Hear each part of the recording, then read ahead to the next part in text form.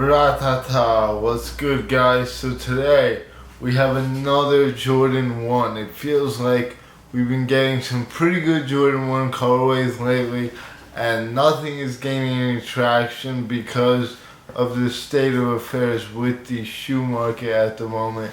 People are really just not feeling these Jordan 1s, but for people who are diehard Jordan 1 fans and really don't be caring about the hype, it's never been a better time to jump into the market because you can get a shoe like this, the Jordan 1 washed pink, for probably under retail in a few weeks. So we're going to get into the details of the shoe, go over whether it is a good shoe or not based on our usual metrics, and yeah, overall just take a closer look. So first off, as usual, I am going to go over the box, and it is worth noting that this shoe right here is actually a women's exclusive release. The reason why I did that is because women's shoes do still come in men's sizes. They just cut off usually at a size 10.5 men / 12 women. So women's shoes come in this red box. This has been the case for a while now. The size tag right here says 10.5. However, these are actually a size 9. So if you want your size, go a size and a half up from what you usually get. So if you are a men's 9 like my trainer is, he got a 10.5 and it's gonna fit perfectly. There's no real sizing difference. You just have to know to go a size and a half up from your usual size.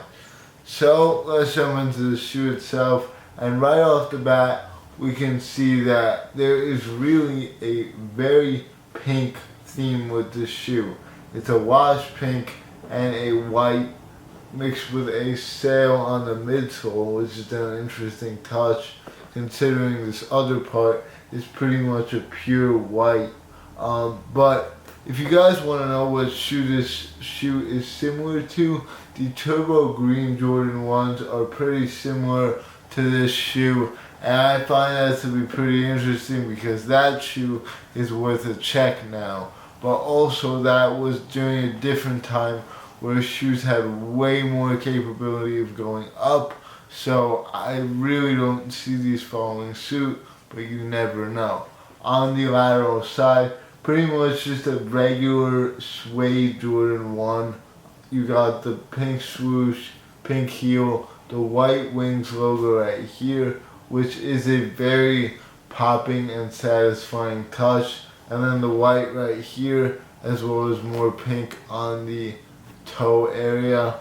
As far as the medial side goes, I don't want to rush through it too quickly because this is a very short, it's probably going to be a very short video as there isn't too much to say about these, but that is the medial side, same exact deal. And then the interesting part begins with this tongue, which is done in like an pinkish sail, if I were to describe it, and the Nike Air right there is done in like a very light pink. I don't think that was the right touch because you can't really see it at all, which you want to be able to see that Nike Air. So I think that if they had done it in like maybe a black or a white, it would have done better. But yeah, the tongue and the midsole, as you can see right there, are a different color than this top white part, which is very strange in my opinion. And I'm just gonna say right off the bat, I don't like that detail. It makes them look like they were almost going through a list of colors and they just picked the wrong one for the midsole. If the whole thing was this white, I think it would have overall been a better shoe.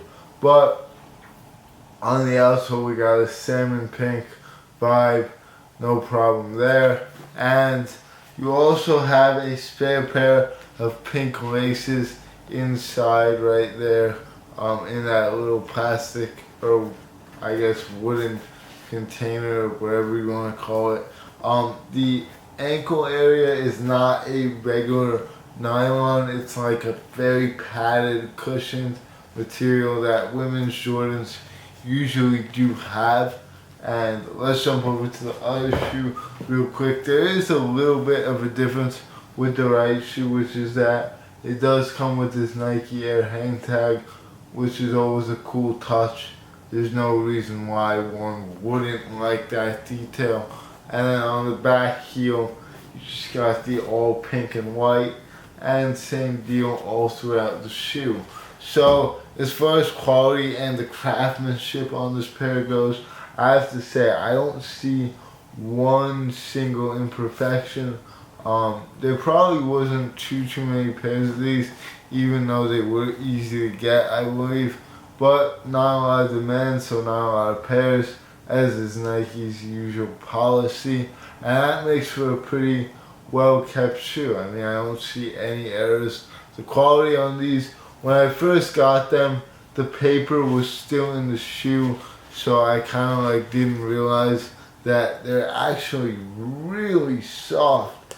Like the quality of the materials, you can definitely tell right there that it is a very soft shoe, especially on this white part. The pink part is not the best, but it's also not the worst. And then this panel is actually very disappointing, which is interesting because it looks very tumbled and good, but the actual amount of pressure that I have to put on it to make it move is pretty strange. So definitely better quality on the toe than the midsole area, or the midfoot area rather. There's another detail right here that this part and this part, the heel counter and this little part, are both done in gray, which gives me the vibe of another Jordan 1 that came out a while ago that I don't know the name of, but I believe they were called like the Crimson Pinks or something. And they had a similar gray thing going on in the back. So as far as pricing goes, I don't foresee these going up at all, really, to be honest. I think that you guys will be able to find them for around retail, or maybe even slightly under retail in a few short weeks. But yeah, with that being said, I'm not going to keep you guys here for too long. Definitely a very pretty shoe, I guess. It's very aesthetic to the eye, but I think it could have been a little bit better in terms of this midsole. But maybe Nike had a reason for doing what they did. With that being said, if you want a high quality shoe, a high quality Jordan 1 at that, for the cheap, check them out and enjoy the hell out of them. Thanks for watching. Take care, and I'll see you all later. Peace.